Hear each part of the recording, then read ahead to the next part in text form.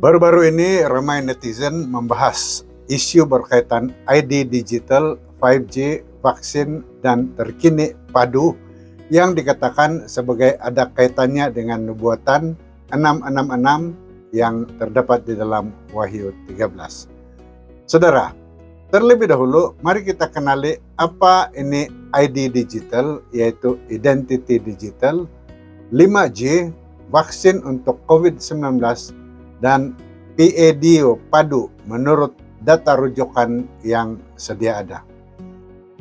Identity digital atau ID digital adalah satu bentuk pengenalan dan pengesahan diri secara digital dan merujuk kepada sumber tunggal yang sahih berdasarkan ciri-ciri biometrik seperti cap jari, pengecaman wajah, iris, dan maklumat demografik seperti nama dan lain-lain bagi digunakan untuk mendapatkan perkhidmatan digital yang selamat, terjamin, dan terlindung. Ini juga mengelak daripada kecurian identity atau identity theft yang sering berlaku dengan kad pengenalan yang fisikal. 5G pula adalah rangkaian muda alih generasi kelima yang merujuk kepada piawaian tanpa wayar sedunia selepas 4G. Jadi bayangkan rangkaian 4G semasa Anda yang kita ada sekarang, namun lebih pantas dan lebih efisien dari 4G.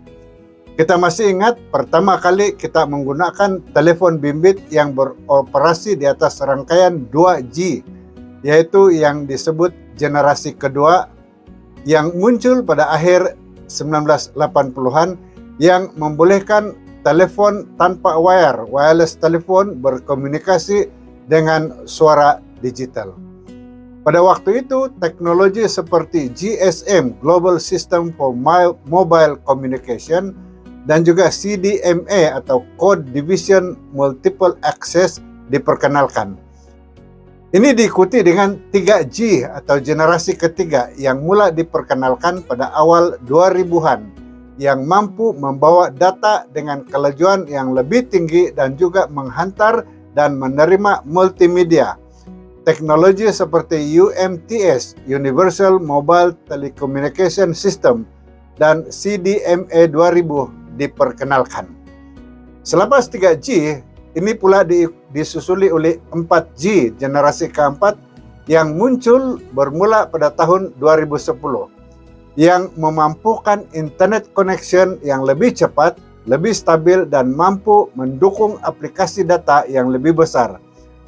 Waktu ini teknologi seperti LTE, Long Term Evolution, mula digunakan.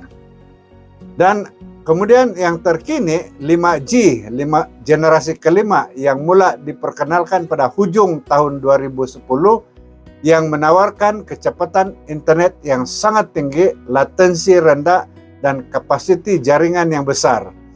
5G memiliki antaranya teknologi seperti mmWave atau millimeter wave dan massive MIMO ataupun multiple input, multiple output. Perkembangan ini menunjukkan satu evolusi teknologi yang terus meningkat dalam hal kecepatan, keupayaan atau capacity, dan kemampuan untuk mendukung aplikasi canggih seperti Internet of Things atau IoT, augmented reality, dan virtual reality. Seterusnya, isu berkaitan vaksin, yaitu vaksin untuk COVID-19, adalah produk biomedical yang dirancang untuk merangsang sistem kekebalan tubuh guna melawan virus SARS-CoV-2, yaitu varian 2 penyebab penyakit COVID-19. Vaksin ini mengandung bahagian atau versi yang dilemahkan dari virus atau bahan yang menyerupai virus untuk melatih sistem kekebalan tubuh agar dapat mengenali dan melawan virus sejati jika terpapar. Pemberian vaksin ini adalah diharapkan dapat mencegah atau mengurangi keparahan penyakit dan penyebaran virus di dalam masyarakat. Jadi, vaksin COVID-19 telah menjadi alat penting dalam upaya global untuk mengatasi pandemik. Dan sekarang yang terkini yang menjadi bualan ialah PADU, PADU atau Pangkalan Data Utama, yang berupa satu inisiatif penting di Malaysia yang bertujuan mengumpulkan profil individu dan isi rumah termasuk warga negara dan pemastautin tetap. Pertama, menurut pahaman saya sehubungan dengan nubuatan Alkitab, terutamanya Wahyu 13, tidak ada kaitan yang dapat dijelaskan dengan terang dengan secara rasional antara PADU, PADU, yaitu Pusat Data Utama Negara, ID digital, teknologi 5G, dan vaksin COVID-19 tiada kaitannya secara rasional dengan nubuatan Alkitab, khususnya di dalam Wahyu 13. Nubuatan dalam Wahyu 13 pada umumnya diterapkan pada konteks keagamaan dan apokaliptik dan tidak memiliki suatu bentuk kaitannya sama ada langsung atau tersirat dengan perkembangan teknologi modern atau program pemerintah seperti PADU, PADU atau ID digital. Saudara, Wahyu 13 dalam Alkitab adalah salah satu bahagian yang sering kali dipahami sebagai gambaran tentang kekuasaan dunia yang menentang nilai-nilai keagamaan dan juga spiritual.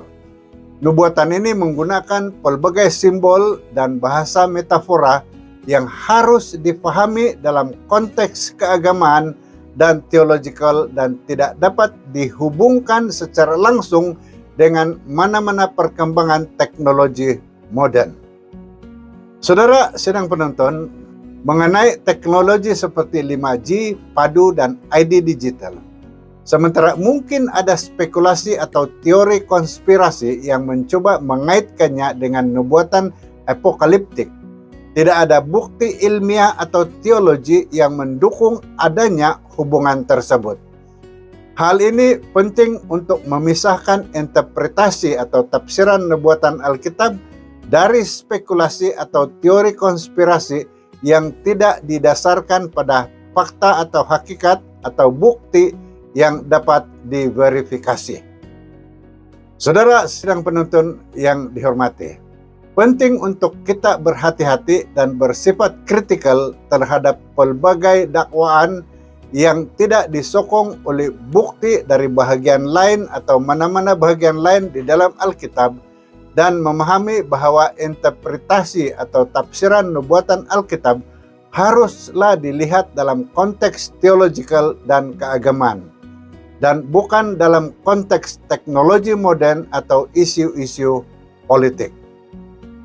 Seterusnya, mentafsir nubuatan memerlukan pemahaman konteks sejarah dan kesusastraan semasa nubuatan itu dituliskan, serta tujuan penulis nubuatan itu menulis kepada pembaca pertama pada nubuatan itu atau kumpulan yang nubuatan itu pertama kali diberikan.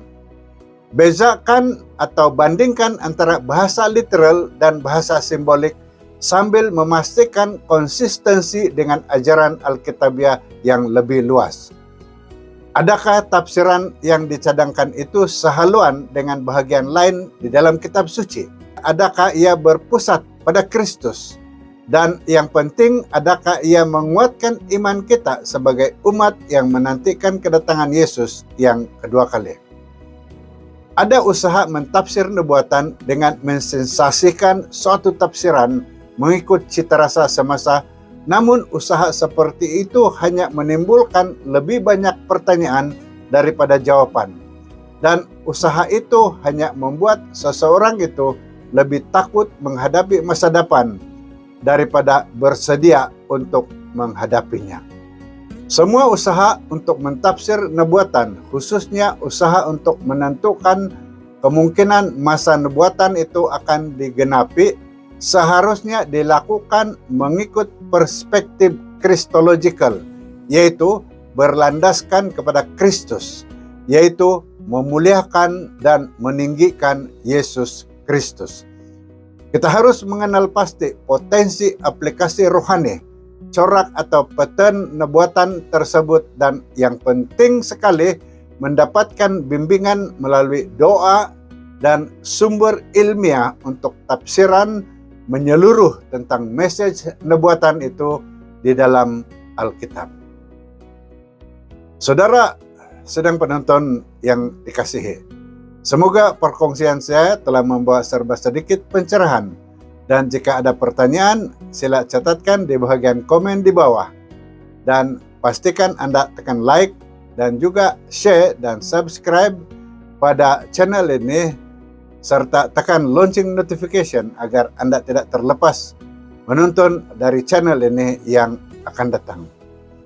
Saudara, akhir sekali, 666 adalah satu konsep yang menentang hukum Tuhan. Ia bersifat satu falsafah yang harus difahami dalam konteks rohania dan bukan berdasarkan kepada sebarang perkembangan teknologi. Sekian dan salam ceria untuk semua.